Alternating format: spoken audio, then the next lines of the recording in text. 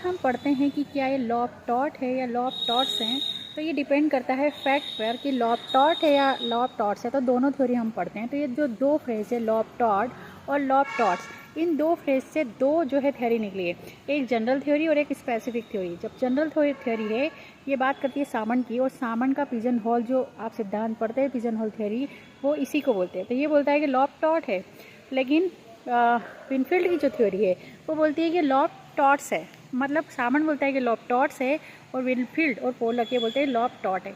तो कहने का मतलब है कि लॉ ऑफ टॉट्स और लॉ ऑफ टॉट में क्या अंतर है। तो सामन बोलता है कि जिन टॉट का नाम है वो जो है लॉ उसी को हम टॉट में ले सकते हैं, लेकिन विनफील्ड बोलते हैं कि वो सारे अनजस्ट जो हार्म होते हैं या जो अनविलिंग रॉन्ग होते हैं वो किसी और लॉ में नहीं आते, तो वो टॉट में आते हैं, चाहे उनका कोई नाम हो या ना हो। तो सामन बोलता है जिसका नाम है वो टॉट है, और विनफील्ड ऐसा बोलते हैं कि अगर किसी का नाम नहीं हो और वो अनजस्ट जो है टॉट है, तो वो लॉ ऑफ टॉट्स में आएंगे।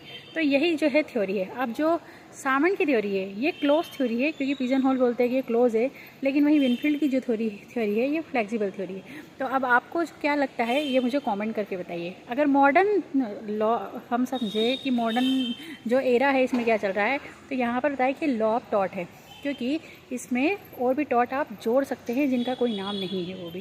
तो आप मुझे वीडियो के नीचे कमेंट करके बताइए कि आपको वीडियो कैसा लगता है, और वीडियो पसंद आता है तो लाइक करें, शेयर करो, सब्सक्राइब करें। Thank you.